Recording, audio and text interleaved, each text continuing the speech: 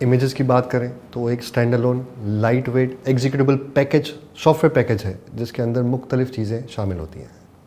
उस पैकेज के अंदर उस एप्लीकेशन का कोड, उसके रन टाइम लाइब्रेरीज़, उसकी कॉन्फ़िगरेशन फाइल्स और मुख्तलिफ़ किस्म की चीज़ें जो उस एप्लीकेशन को चलाने के लिए बहुत ज़रूरी है।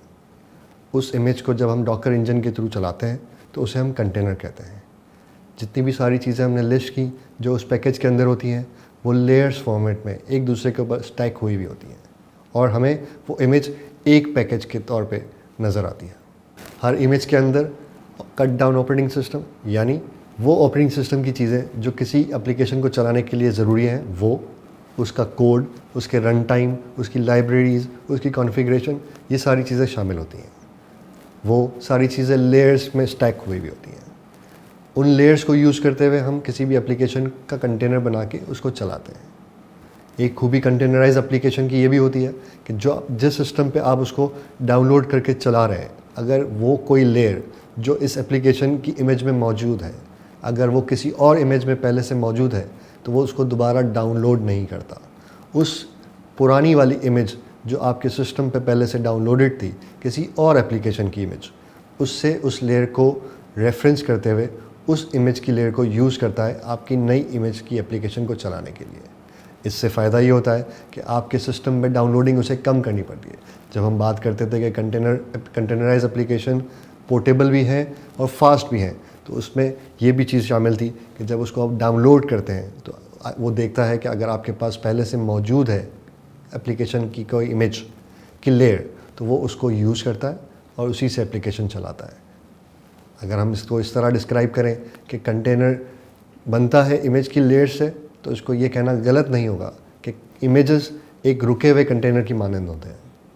इसके अलावा हम किसी भी चलते हुए कंटेनर से दोबारा इमेज को भी बना सकते हैं। यानी इमेज से हमने कंटेनर बनाया और अगर हमारे पास कंटेनर मौजूद है जो चल रहा है, उससे अगर हम चाहें तो दोबारा इमेज भी बना सकते हैं। जब हम किसी इमेज से कंटेनर को चलाते हैं तो वो आपस में एक दूसरे के साथ डिपेंडेंट हो जाते हैं।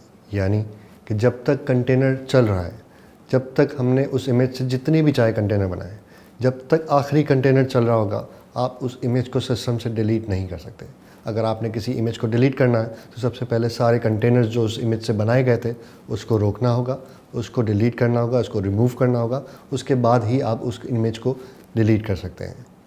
कंटेनराइज एप्लीकेशन कंटेनर्स का काम सिर्फ यही है कि वो एप्लीकेशन को चलाएगा। हमने ये भी जिक्र किया कि इमेजेस के अंदर कट डाउन ऑपरेटिंग सिस्टम यानी उतनी ही ज़रूरत की चीज़ें किसी ऑपरेटिंग सिस्टम की जो उस एप्लीकेशन को चलाने के लिए ज़रूरी हैं वो शामिल होती हैं। हमने ये भी सुना कि कंटेनर लाइट वेट भी होते हैं और वो फास्ट भी होते हैं। किस तरह? अगर लिनक्स के बेसिक चीज़ों की ज़रूरत है तो हमारे पास एक अल्पाइन डॉकर इमेज मौजूद है जिसकी अगर टोटल साइज़ देखा जाए तो वो 4 MB है। यानी हमारे पास अल्पाइन एक ऐसा लिनक्स ऑपरेटिंग सिस्टम है जिसमें वो बेसिक चीज़ें हैं जो किसी एप्लीकेशन को चलाने के लिए काफ़ी हो सकती हैं। इसके अलावा हमारे जो ऑपरेटिंग सिस्टम जो हमने इंस्टॉल किए हुए हैं अपने सिस्टम्स पे, उबंटू की बात की जाए तो उबंटू की इमेज भी 120 MB की होती है जो हम किसी एप्लीकेशन की इमेज बनाने में उसको यूज़ कर सकते हैं। अगर टेक्निकली देखा जाए तो उबंटू जब हम डाउनलोड करते हैं तो उसकी साइज़ 120 MB नहीं, बहुत बड़ी होती है।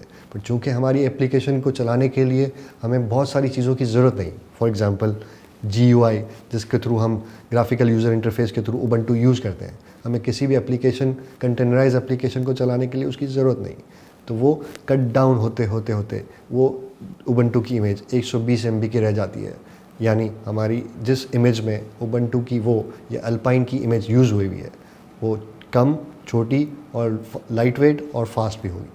क्योंकि फास्ट इसलिए होगी कि उसकी साइज़ छोटी है, तो जब उसको लोड करने की बारी आएगी वो जल्दी फास्टली लोड भी हो जाएगी और एप्लीकेशन को भी रन कर देगी।